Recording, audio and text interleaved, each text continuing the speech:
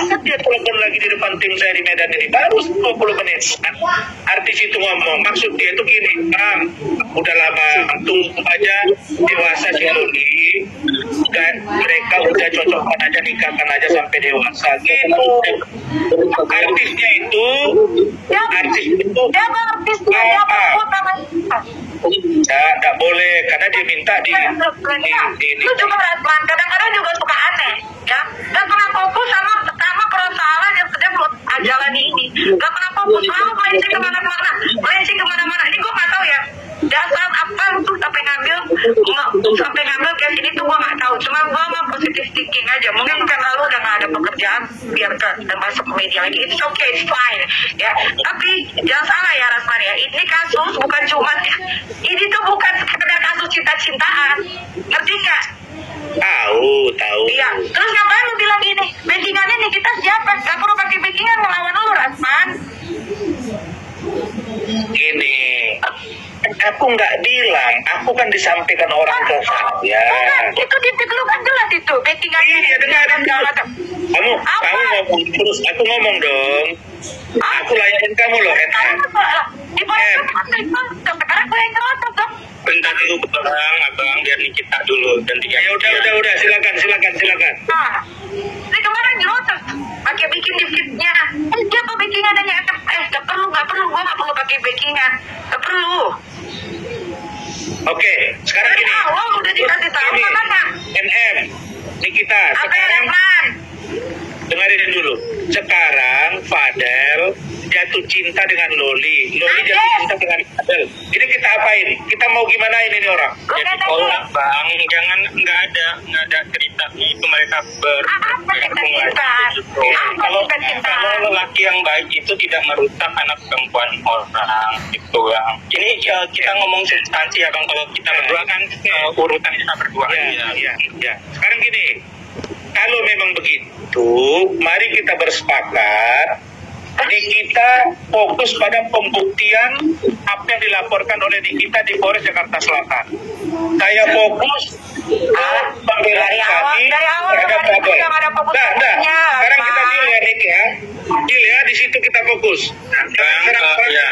Dealnya seperti itu. Tapi kemarin abang berkomentar lagi tentang ada artis senior yang mau mengawinkan jadinya. Kedua nanya, siapa Nikita Mirzani? Nyaranin ke saya. Tunggu 16 tahun itu jadi 17-18 tahun. Enggak usah disampaikan itu. Rasman, baca lagi itu ketikan lo yang ada di caption dia feed di IG. Baca lagi. Kan jelas lo nantangin gue di situ. Siapa backingannya Nikita? Saya nggak takut, saya sikat Nikita kalau salah ini. Siapa juga takut sama lu, Rasman. Gue nggak ada takut, nggak butuh backingan buat lawan lu. Kamu itu caption aku kamu bacain, tapi kamu lupa apa yang kamu hujat gua itu gimana coba? Ya, salah sendiri. Ada gua, ada di sini ada matanya. Salah sendiri. Nah ya sudah. Itu konsekuensi, karena lu udah masuk ranah ini ya konsekuensi. Tahu dong harusnya dari awal. Sekarang gini, ini kasus sudah bergulir. Bang, izin aku mau nanya, tapi ini tidak ada hubungan dengan kita berdua. Saya mau bertanya tentang, abang bilang kan dia berstatement tentang berpacaran baik-baik, bla bla bla bla. Abang tahu nggak kalau di PI ini, saya tidak sebut nama, PI ini diduga mengirimkan foto-foto alat kelamin dia ke perempuan-perempuan. Abang tahu nggak soal itu? Tahu. Nah, apakah itu salah satu contoh lelaki yang baik untuk anak yang dia pacarin di bawah umur? Saya coba tanya itu biar kita lihat nanti teori pembuktiannya saja. Gak usah teori kayak tadi udah jelas lah. Bahkan video dia saja pun ada sama saya tuh. Video pribadi dia itu ada sama saya tuh. Ya, biar kamu juga tahu Nikita. Saya tahu, saya nggak akan bilang bahwa hal-hal yang begitu biar nanti teori pembuktian di penyidikan dengan pengadilan. Itu saja. Ngomong nggak ke klien lo kalau dia suka minta uang dari anak di bawah umur tuh, yang sekarang mentalnya jatuh. Ngomong nggak dia? Dia ada dikirimin 10 juta, ada transfer lewat C. Cindy ya, saya sebut aja Cindy, katanya ada 40 juta. Nanti dikirim lagi dan itu ada transferan. Nah, yang gini, ada udah kayak gini yang loh. ngurusin Gini. soal duit ya. Kenapa? Isi Gini, kenapa kamu dengan saya nggak duduk aja? Duduk ya sama dokter. Duduk sama lu apa? Enggak, kamu saya dengan dokter Oki, kita ngobrol. Ini kasus mau diapain? Mau diapain? Mau gue penjarain itu. Namanya Padel miskin kan, gembel. Dari awal kan udah bilang. Mau penjarain, mau diapain? Pakai nanya. Penjara. Bang izin. Keluarga-keluarganya gue penjarain. Izin aku ngomong dulu, Bang izin nanya. Kalau seandainya ini dapat, Bang izin, kalau seandainya ini kalau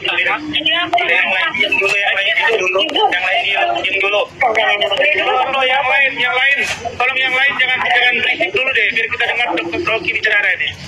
Bang izin, kalau seandainya nanti ini kan seandainya kalau seandainya nanti terbukti semua ini, apakah keluarganya juga bisa ikut terseret? Karena salah satunya contoh kayak sewa apartemen itu diduga atas nama Martin, terus juga mereka juga ikut menyembunyikan Loli ataupun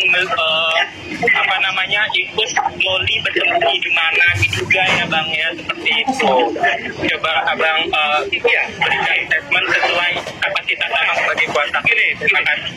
Waktu mereka datang ke rumah saya, itu ibunya, bapaknya, 2 kakak dan pengacarnya. Itu pertanyaan pertama saya. Apakah benar kalian terlibat dalam penyembunyian anaknya Nikita Mirzani bernama Loli? Jawaban mereka, Nikita, Sembunyian, nggak ada yang disembunyiin, tidak ada yang disembunyikan. Dari situ aja udah salah. Saya tanya, mereka jawab tidak. Kalau tidak ada resiko hukum yang mereka katakan, mereka akan membantah keterangan ini. Pertanyaannya, tentu penyidik nanti kan punya cara untuk membuktikan apakah ini benar. Dia melakukan menyembunyikan atau ikut melakukan upaya-upaya terhadap anak ini lain. Nanti kan bisa dipenyelidikan. Nanti kan juga di pengadilan. Dengerin ya, tidak ada yang disembunyikan, tidak ada yang disembunyikan. Dari sini aja lu udah salah. Dia tidak disembunyikan, dia ada di Jakarta. Siapa yang bilang disembunyikan? Hah? Dari ini dengerin dulu deh. Gue cerita dulu urutannya biar lu pinter ya. Nih, dari tahun 2023 anak itu di UK. Gue ini udah nge-DM tuh si Padel Gembel itu ya, jangan mendekati anak saya ya, karena saya tidak suka, biar dia fokus belajar. Ternyata dikenalkanlah oleh salah satu saudaranya di Majalami yang ada di UK tuh, Eda itu ya. Ternyata dia sendiri ngaku bahwa mereka masih saudaraan. Berarti kan ini yang dalam pengaruh buruk. Tahu nggak cerita itu? Tahu dulu nggak cerita itu? Dan di situ dia diajak si Eda itu Saya sudah tahu. Tahun 2023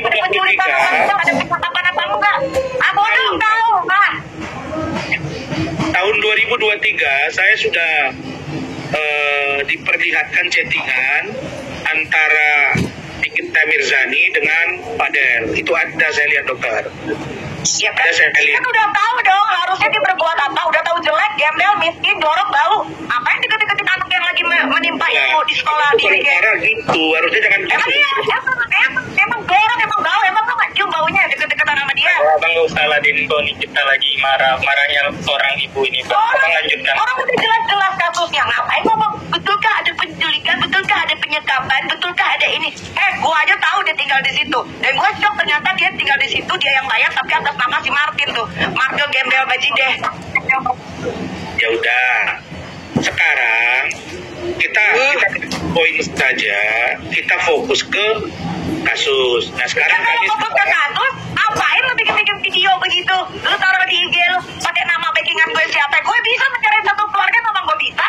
Lu bisa, kalau gue bisa lu kasih gue apa? Lu nyerang gua itu berapa kali? Coba lihat tuh berapa banyak lu nyerang gua, Niki. Lu bisa ngapain backingan gue siapa? Pakai bilang banyak kasus gini segala macam. Makanya telur lu juga diam, lu tuh laki-laki, tahu nggak? Lu juga fokus kalau ke masalah, lu fokus ke masalah, jangan lu mulai kita berdua bisa tenang begini karena peran Dr. Oki. Itu hebatnya Dr. Oki nih.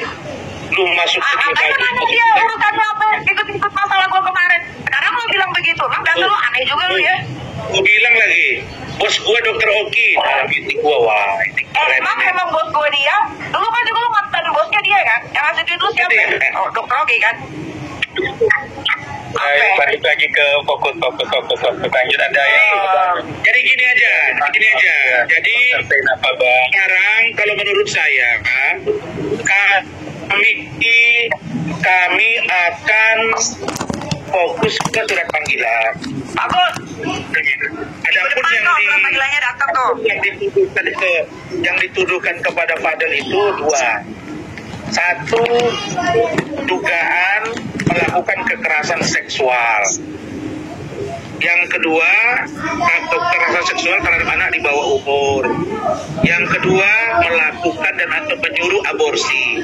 Itu Ya, yang ketiga kan nanti ada lagi tuh. Yang ketiga, yang keempat ada lagi. Anakku digebukin sampai memar-memar. Yang keempat ada video asusila. Banyak, tenang.